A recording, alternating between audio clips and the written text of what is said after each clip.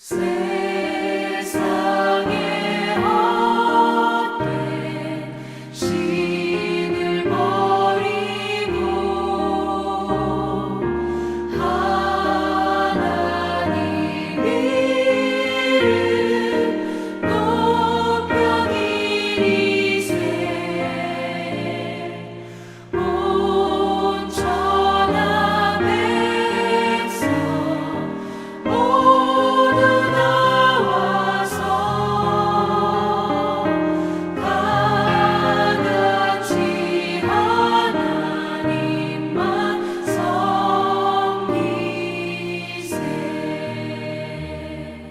세상의 헛된 우상 버리고 인간의 모든 부귀 영화와 거짓과 불의 모두 버리고 온전히 하나님만 섬기세.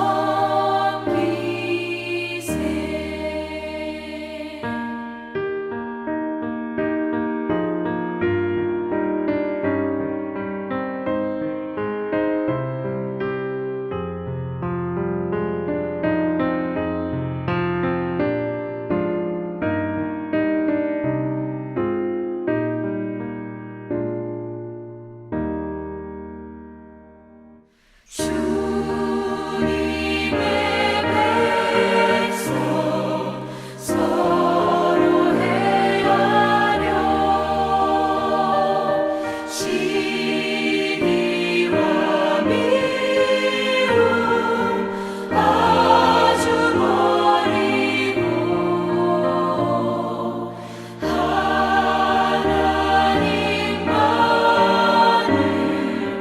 홀로 섬기는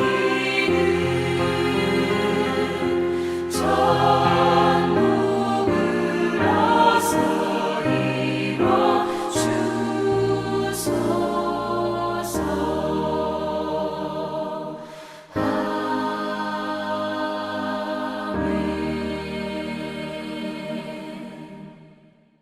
오늘 하나님 말씀은 사무엘상 5장 1절에서 12절까지 말씀입니다.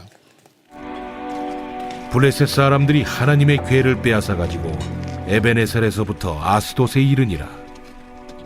블레셋 사람들이 하나님의 궤를 가지고 다곤의 신전에 들어가서 다곤 곁에 두었더니 아스돗 사람들이 이튿날 일찍이 일어나 본즉 다곤이 여호와의 궤 앞에서 엎드려져 그 얼굴이 땅에 닿았는지라.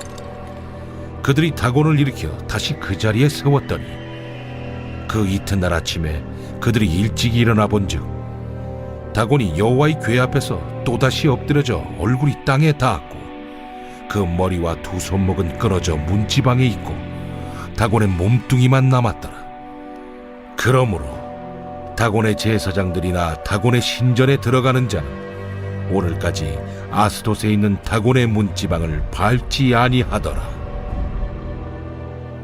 여호와의 손이 아스돗 사람에게 엄중히 더하사 독한 종기의 재앙으로 아스돗과 그 지역을 쳐서 망하게 하니 아스돗 사람들이 이를 보고 이르되 이스라엘 신의 궤를 우리와 함께 있지 못하게 할지라. 그의 손이 우리와 우리 신 다곤을 친다 하고 이에 사람을 보내어 블레셋 사람들의 모든 방백을 모으고 이르되 우리가 이스라엘 신의 궤를 어찌하랴? 그들이 대답하되 이스라엘 신의 궤를 가드로 옮겨가라. 이스라엘 신의 궤를 옮겨갔더니 그것을 옮겨간 후에 여호와의 손이 심히 큰 환난을 그 성읍에 더하사 성읍 사람들의 작은 자와 큰 자를 다 쳐서 독한 종기가 나게 하신지라. 이에 그들이 하나님의 궤를 에그론으로 보내니라. 하나님의 궤가 에그론에 이른즉 에그론 사람이 부르짖어 이르되 그들이 이스라엘 신의 궤를 우리에게로 가져다가 우리와 우리 백성을 죽이려 한다 하고 이에 사람을 보내어 블레셋 모든 방백을 모으고 이르되 이스라엘 신의 괴를 보내어 그 있던 곳으로 돌아가게 하고 우리와 우리 백성이 죽임 당함을 면하게 하자. 이는 온 성읍이 사망의 환난을 당함이라. 거기서 하나님의 손이 엄중하심으로 죽지 아니한 사람들은 독한 종기로 치심을 당해 성읍의 부르짖음이 하늘에 사무쳤더라. 1절의 말씀으로 이렇게 시작하죠. 블레셋 사람들이 하나님의 괴를 빼앗아 가지고 에벤에서부터 아스돗에 이르니라. 어떻게 보면 세상 사람들이 이렇게 볼 수 있어요. 하나님이 포로로 잡혔다. 하나님을 상징하는, 하나님 임재를 상징하는 언약궤가 적의 손에 빼앗겼어요. 우리는 하나님을 포로로 잡고 있다라고, 세상은 승리했다라고 얘기하는 것처럼 보여요. 그죠? 여러분들, 우리는 살다 보면 그런 생각을 할 때가 있어요. 하나님의 영광이 가려지면 어떡할까? 하나님 영광이 가려질까? 우리가 마치 하나님을 걱정하는 것처럼 사는 사람들이 있어요. 그게 맞을까요? 네. 우리가 분명히 알아둬야 되는 건요, 하나님이 받을 영광은 하나님이 알아서 하세요. 하나님이 알아서 챙기세요. 그게 바로 그런 장면이에요. 오늘 2절에 보니까 블레셋 사람들이 하나님의 괴를 가지고 다곤의 신전에 들어가서 다곤 곁에 두었어요. 그랬더니 어떤 일이 벌어집니까? 5장 3절에 아숫 사람들이 이튿날 일찍 일어나 본즉 다곤이 여호와의 궤 앞에서 엎드러져 그 얼굴이 땅에 닿았는지라. 그들이 다곤을 일으켜 다시 그 자리에 세웠더니, 아니 하나님 법궤 있는데 가보니까 다곤이 그 하나님의 법궤 앞에 엎드려져 있어요. 마치 그 신상이, 우상 신상이 하나님께 절하는 모습으로 이렇게 엎드려져 있는 거예요. 그 사람들이 생각이 우연이겠지 이런 생각을 한 거예요. 우연이겠지. 예, 그리고 다시 세워놨어요. 근데 5장 4절에 보니까 그 이튿날 아침에 그들이 일찍 일어나 보니 다곤이 여호와의 궤 앞에서 또다시 엎드려져 얼굴이 땅에 닿았고 그 머리와 두 손목은 끊어져 문지방에 있고 다곤의 몸뚱이만 남았더라. 그렇죠? 이건 우연이 될 수 없는 거예요. 그냥 넘어진 게 아니라 어떻게 돼요? 머리와 손목이 끊어져서 문지방에 있었어요. 문지방에 있었어요. 우연이 아니에요. 하나님이 치신 거예요. 하나님이 치신 거죠. 이제 이들은 깨닫기 시작해요. 이상하네. 자기들의 신이라고 생각하는 다곤의 이 신상이 어이없이 하나님 앞에 굴복하고 하나님 앞에 깨져 있는, 완전히 박살나 있는 이것을 이들이 보게 되어지죠. 근데 안타까운 건 뭐냐면 이들이 하는 행동은 뭐예요? 5장 5절에 그러므로 다곤의 제사장들이나 다곤의 신전에 들어가는 자는 오늘까지 아스돗에 있는 다곤의 문지방을 밟지 아니하더라. 왜냐하면 자기들의 신의 머리가, 신의 두 손목이 문지방에 있었기 때문에 밟지 못하는 거예요. 왜냐하면 자기들이 밟으면 자기들의 신을 무시하는 것이 되기 때문에 이들은 밟지 않았다라는 거죠. 근데 여러분들 참 안타까운 게 있어요. 안타까운 게. 하나님이 증명해 보이셨잖아요. 다곤의 신은 아무것도 아니고 하나님이 능력이 있다는 걸 이들에게 보이셨거든요. 하나님이 능력이 있다는 걸 이들에게 보이셨어요. 근데 이들의 한 행동은 어이없게도 죽어있는 신, 능력 없는 신에 대한 경외를 표해요. 그 신을 경외하기 때문에 안 밟은 거잖아요. 참 말도 안 되는 일이 벌어져요. 이거 아무것도 아니네. 이 신이란 존재, 이 다곤 아무것도 아니네 하고 내팽겨져 버리면 마땅하잖아요. 그렇잖아요. 하나님 법궤 앞에서 그렇게 손목, 모가지 갱강 계속해서 엎드려져 있고 아무것도 아니라는 건데 이들은 그게 인정이 안 돼요. 그리고 분명한 것은 하나님은 하나님의 영광을 알아서 챙기시는 분이다라는 것을 우리에게 보여주죠. 그뿐만이 아니에요. 5장 6절에 보니까 여호와의 손이 아스돗 사람에게 엄중히 더하사 독한 종기의 재앙으로 아스돗과 그 지역을 쳐서 망하게 하니. 그렇죠? 그 다곤을 우상을 섬기는 그 사람들을, 그 도시를 하나님께서 독한 종기의 재앙으로 치셨어요.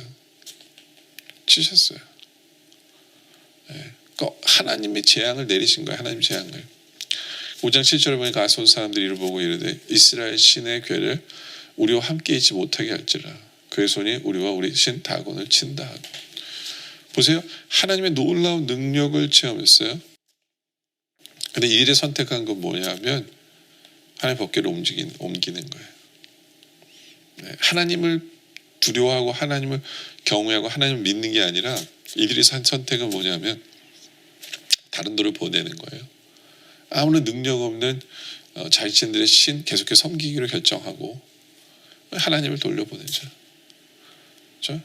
그러니까 인간이라는 게 참 생각이 말도 안 되는 생각을 하고 있는 거잖아요.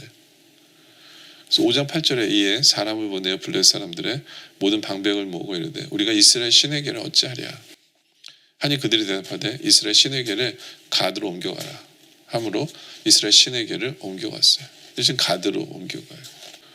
근데 그들이 계속해서 우상을 섬기고 있는 상태에서 가드로 옮긴다고 뭐 해결책이 있는 게 아니에요. 가드로 갔어요. 갔더니 어떻게 돼요? 5장 9절에 그것을 옮겨간 후에 여호와의 손이 심히 큰 환난을 그 성읍에 더하사 성읍 사람들은 작은 자와 큰 자를 다쳐서 독한 종기가 나게 합니다. 거기 갔더니 이제 거기에 속한 사람들 또 다 독한 종기에 걸려요. 그러니까 이들이 또 어떻게 합니까? 또 다른 데 옮겨가 보자는 거예요. 옮기는 거예요. 10절에 이에 그들이 하나님의 궤를 에그론으로 보내니라. 그때 하나님의 궤가 에그론에 이른즉 에그론 사람이 부르짖어 이르되 그들이 이스라엘 신의 궤를 우리에게로 가져다가 우리와 우리 백성을 죽이려 한다. 맞죠? 소문이 다 퍼졌을 거 아니에요. 예, 하나님의 궤가 있는 곳에는 재앙이 임한다. 심판이 임한다. 예, 독한 종기가 다 걸린다. 소문이 난 거예요. 우리 하나님께서는 하나님이 알아서 영광 받으세요. 그렇잖아요. 예? 아군의 신상 다 무너뜨리죠. 사람들 독한 종기 걸리게 하죠. 그러니까 우리 하나님이 얼마나 크신 분인가를 하나님이 알아서 보이시는 거예요. 이미 소문이 다 난 거예요. 예. 그렇죠? 그래서 11절에 이에 사람들 보내요. 블레셋 모든 방백을 모으고 이르되 이스라엘 신의 궤를 보내요.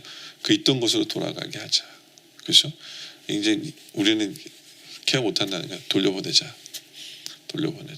그래서 우리와 우리 백성이 죽임당할 면하게 하자 하니 이는 온 성읍이 사망의 환난을 당함이라. 거기서 하나님의 손이 엄중하심으로. 그렇죠? 하나님께서 치시니까